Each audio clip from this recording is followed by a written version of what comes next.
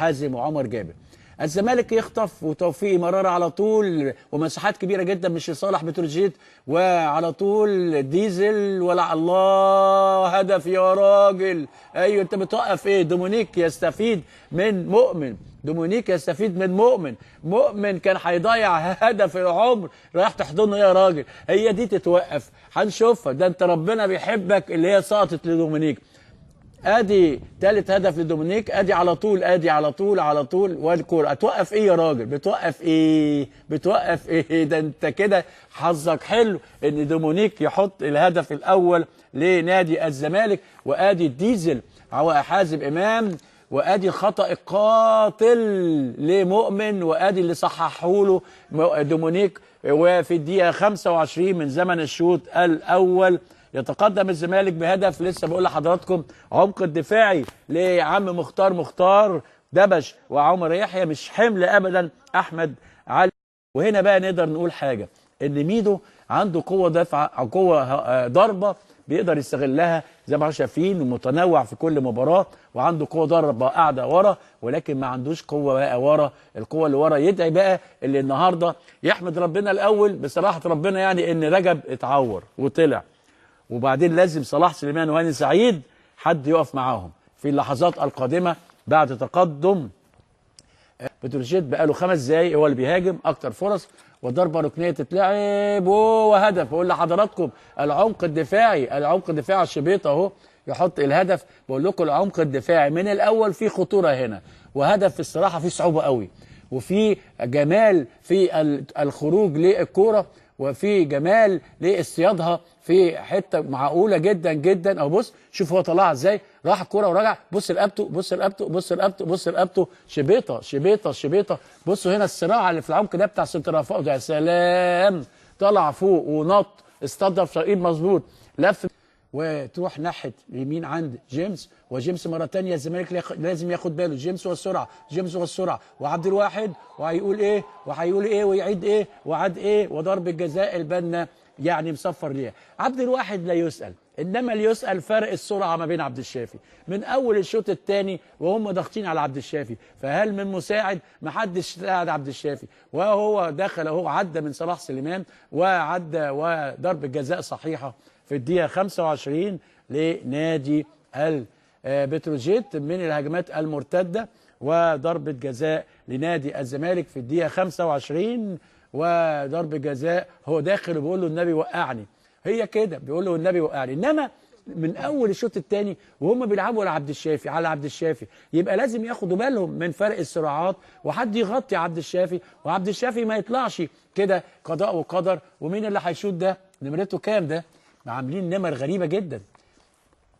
ده احمد مجدي، احمد مجدي، يا ساتر على الثقه، يا ساتر على الثقه، ده انت واثق من نفسك قوي، ده ما اداش فرصه لحد حتى يقول اسمه. احمد مجدي يحط هدف ايه فيه نوع من الثقه. احمد مجدي في الدقيقه 26 من زمن الشوط الثاني يحط بتروجيت هدف غريب جدا. راجل واثق من نفسه قوي قوي، وايه دي لو تروح للمدرج ويمسكوه بقى تعالى يا عم ما تلعبش معانا بعد كده، لا اما يكون واثق قوي قوي قوي. فهو واثق قوي قوي قوي في هدف لا يصد ولا يرد من اسماعيل واسماعيل. بقول لكم لازم الناحيه الدفاعيه تبقى حلوه. وادي جيمس، وادي وادي جيمس، وهنشوف مصفر ايه الراجل، مصفر ايه، مصفر ايه. يبدو ان هو مصفر ضرب جزاء، وانفلتت الاعصاب على احمد سمير. ومحمود البنا مصفر. هل مصفر لعبه خشنه؟ واحد يقول لي خشنه ايه يا عم؟ هنشوف، بس انا بحلل، هنشوف بالظبط. لازم الحكم يشير. ادي انذار لاحمد سمير الاول، نقول احمد سمير انذار، وشكلها كده ضرب الجزاء ولا ايه بالظبط؟ او الراجل دخل المنطقه، واو، مع سبق الاصرار فاول وانذار، وسبق الاصرار والترصد وضرب الجزاء اكيد لنادي بتروجيت. اذا الزمالك اهتم بالناحيه الهجوميه على حساب الناحيه الدفاعيه، عامل زي برشلونه لما بيروح عنده خط ظهر مفتوح بيفقد كل. مختار بيقرا التعويذه ولا بيقول ايه؟ يا ترى بتقول ايه؟ انا عارف انت بتقول ايه. مختار من المدربين المجتهدين جدا جدا جدا. وادي على طول مروان محسن وضرب الجزاء، وهدف ثالث لنادي بتروجيت، و3 اهداف لبتروجيت. مروان مروان محسن وثلاث اهداف، 2 منهم من ضربه جزاء صح. 2 منهم من ضربه جزاء صح، لان الزمالك هاجم على حساب الناحيه الدفاعيه. انا لما هاجم ما افتحش كده، وانا عارف ان عنده ناس صراع وما سيبش مساحات، انما هنشوف 3 في الدقيقه 31 من زمن الشوط الثاني يحط مروان محسن في برضه بيقوم بواجبه هنا، هو رغم ان واجبه الهجومي مش مؤثر لغايه دلوقتي خالص، لغايه دلوقتي، لانه بيقوم على حساب ما حدش بيروح مكانه.